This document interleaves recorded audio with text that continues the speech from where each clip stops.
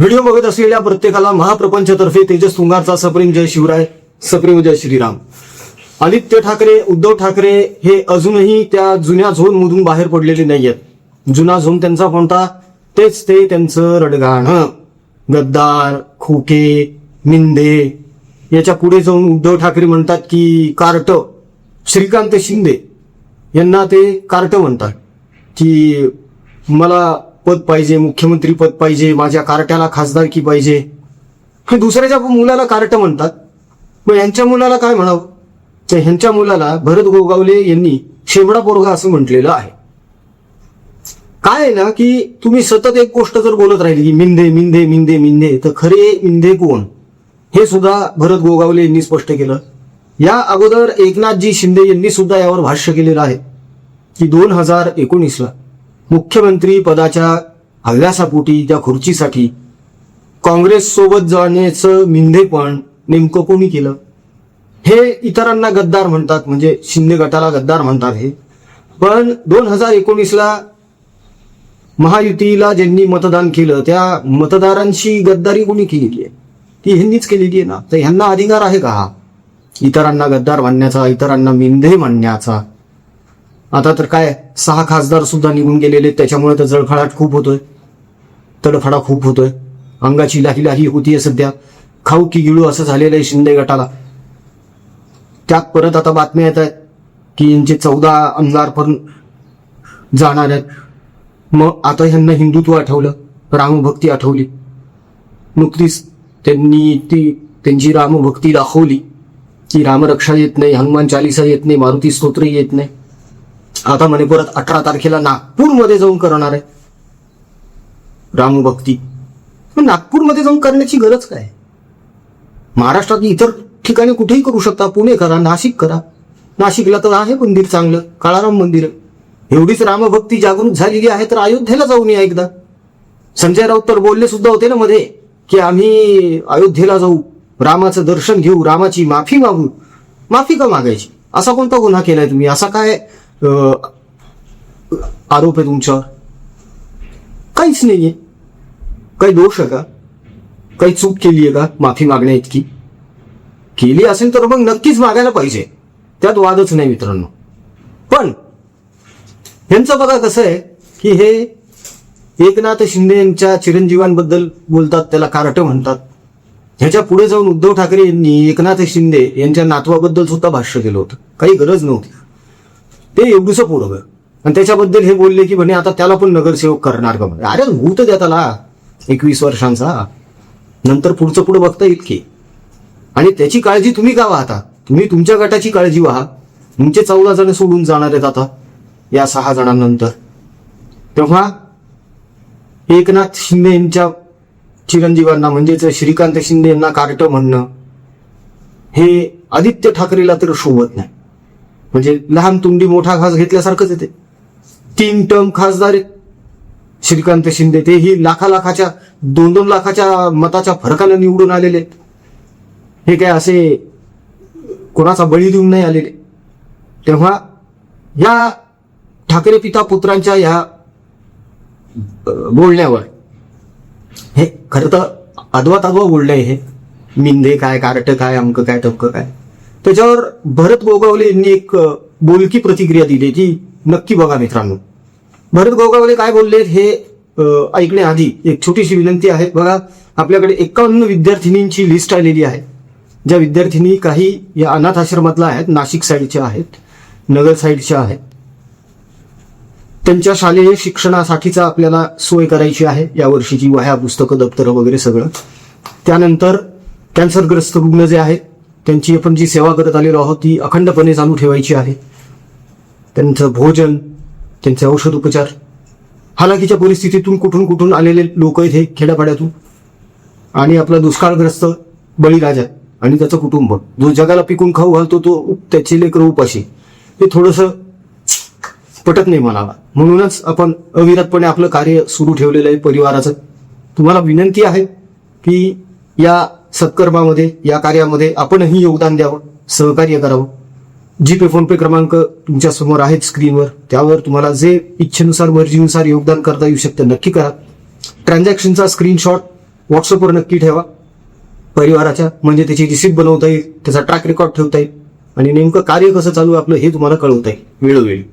तेव्हा आपल्या थोड्याशा सहकार्यानं कोणाच्या तरी आयुष्यामध्ये फार मोठा बदल घडतोय, सकारात्मक बदल घडतोय, कोणाला तरी आधार मिळतोय याची जाणीव मनामध्ये असूया आणि माणुसकीचं दर्शन घडवत पुढे या, एवढीच विनंती. आता बघूया भरत गोगावले यांनी कशा प्रकारे आदित्य ठाकरे यांचं वर्णन केलंय. उद्धव ठाकरेंनी आधी स्वतःकडे पाहावं, स्वतःचं ठेवायचं झाकून आणि दुसऱ्याचं पाहायचं वाकून. श्रीकांतजी शिंदे 3 वेळचे खासदार आहेत, लाखोंच्या फरकाने निवडून आलेले आहेत, खासदार होताना कोणाचा बळी दिलेला नाहीये. या उलट तर श्रीकांत शिंदेंना कार्ट म्हणत असाल तर तुमचं शेंबडं पोरग, त्याला शेंबुडी काढता येत नव्हता, त्या पोराला दुसऱ्याच्या मतदारसंघात आमदारकीला उभं केलं. सुनील शिंदे सारख्या कार्यकर्त्याचा बळी दिला. सचिन अहिर सारखा राष्ट्रवादीतनं उभा राहील म्हणून त्याला आमदारकीचा शब्द दिला.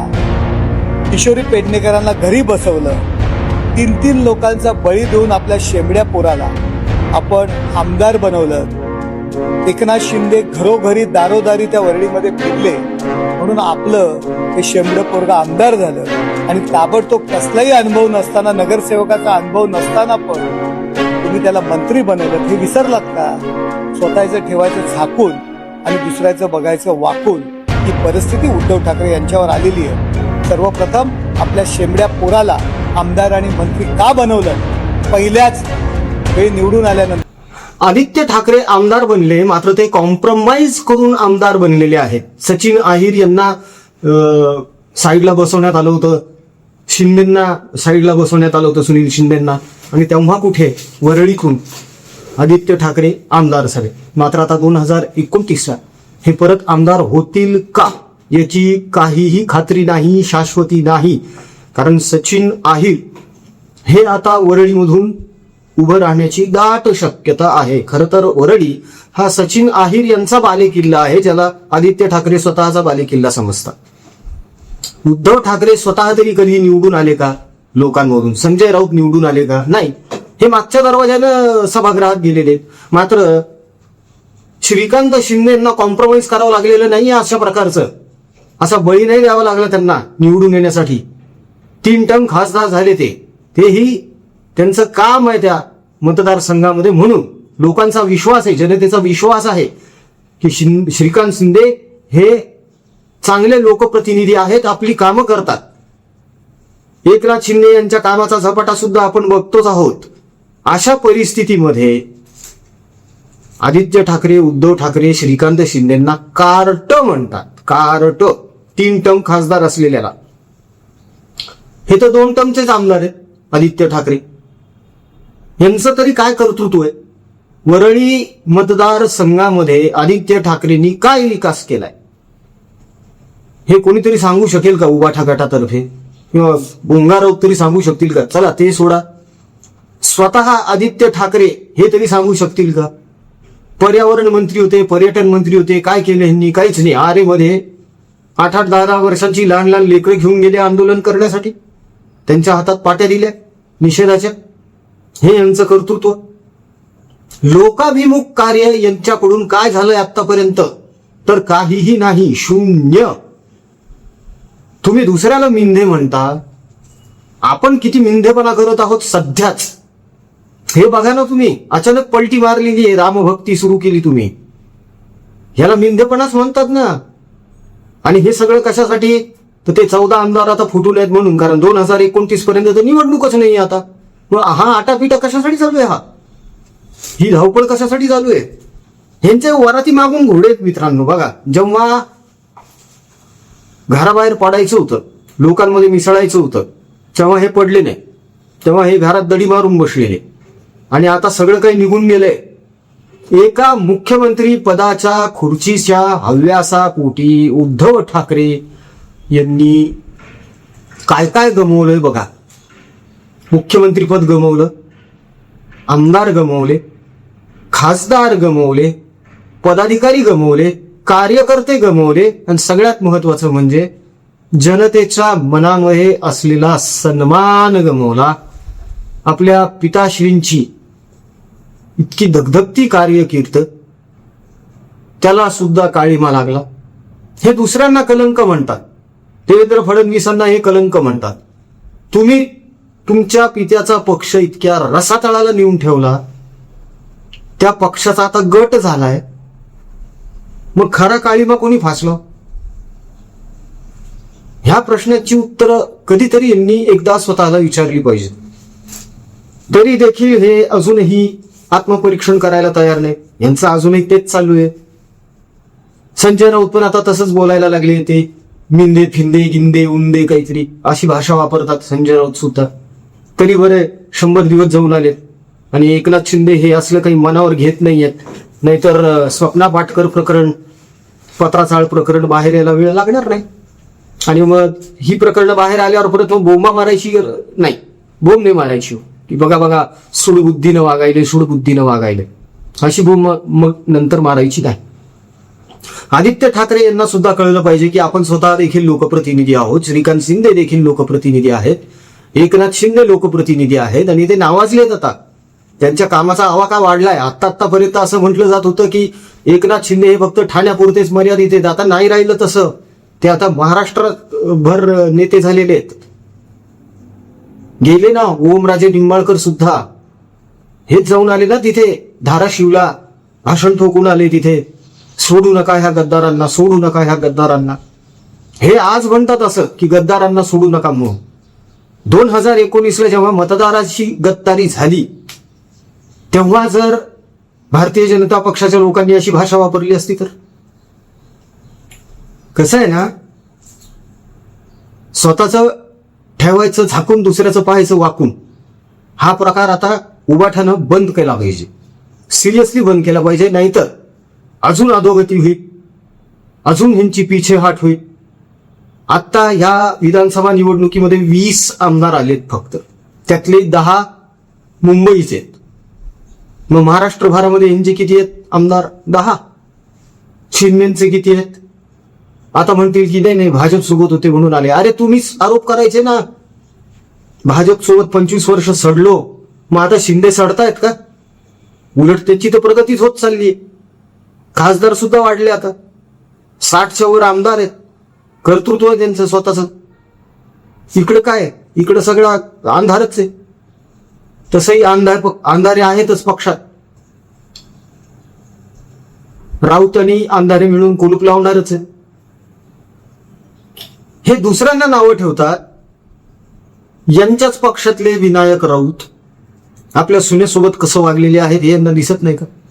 गंभीर आरोप केलेले त्यांनी. गिरिजा राऊत यांनी विनायक राऊतांवर अत्यंत गंभीर आरोप केलेले आहेत. त्याच्यावर हे काहीच बोलत नाही. त्याच्यावर यांची बोवडी ओळख नाही. म्हणजे आपला तो बाब्या, दुसऱ्याचं ते कार्ड, अशी यांची एक वागण्याची पद्धत आहे. पण आता काय व्हायलंय माहितीये का, जशाच तसं उत्तर मिळायला लागलंय आता. आणि ते गरजेचं सुद्धा आहे. विचार करा मित्रांनो, बाळासाहेब ठाकरे जेव्हा होते तेव्हा शिवसेनेबद्दल किंवा शिवसेनेच्या नेत्यांबद्दल कोणी असं इतकं उघडपणे टीका करत होतं का? नाही. का? कारण तो दरारा होता त्यांचा. त्यांनी धरून ठेवलेलं होतं सगळं, सांभाळलेलं होतं सगळं. यांनी काहीच केलं नाही ना. आणि जे पेरलं तेच उगवणार आहे. तुम्ही ज्या पद्धतीमध्ये लोकांना हिणवणार, प्रत्युत्तर तसं मिळणारच. ऍक्शनला रिॲक्शन येणारच आहे. फक्त आता ती शिंदेकडून नाही आली, गोगावलेकडून आली. एवढाच काय तो फरक आहे. तर मित्रांनो, हे जे काही वागणं आहे यांचं, हे अत्यंत चुकीचं आहे. आणि यांनी आता तरी किमान सुधारलं पाहिजे. आता रामाचं नाव घ्यायला सुरुवात केली तर किमान आता तरी शिव्या देणं बंद करावं यांनी. रामाचंच नाव घ्यावं नाव किमान काही दिवस तरी. बघा काही फरक पडतोय का? मित्रांनो, तुम्हाला वाटतं का उद्धव ठाकरे, आदित्य ठाकरे, संजय राऊत हे भविष्यात ही भाषा सोडतील? कार्ट बिरट, गद्दार, खोके बोके ओके, हे रडगाणं बंद होईल का कधी? का नाहीच? यावर तुमचं काय मत आहे? कमेंटमध्ये नक्की कळवा मित्रांनो. आमचा कमेंट बॉक्स तुमच्या प्रतिक्रियांसाठी आतुरतेने वाट बघतोय. तेव्हा पटापट कमेंट्स करायला सुरुवात करा. जाता जाता परत विनंती आहे, आपल्या 51 विद्यार्थिनी जे आहेत अनाथ आश्रमातील त्यांच्या शालेय शिक्षणाचा खर्च आपल्याला करायचा आहे यावर्षी. वह्या पुस्तकं दप्तर वगैरे सगळं पोहोचवायचं आहे नाशिकला. दुष्काळामध्ये होरपळून निघणारा आपला बळीराजा, त्याचं कुटुंब यांच्यापर्यंत मदत पोहोचवायची मोठ्या प्रमाणावर. कॅन्सरग्रस्त रुग्ण आहेत, हालाकीच्या परिस्थितीतले त्यांचे नातेवाईक आहेत, त्यांचे औषध उपचार आणि त्यांची भोजन व्यवस्था आहे. कार्य मोठं आहे म्हणून विनंती आहे, परिवाराच्या या सत्कर्मामध्ये आपणही सहभाग द्या, सहकार्य करा. आपल्या इच्छेनुसार मर्जीनुसार जे योगदान देता येऊ शकतं निश्चित द्या.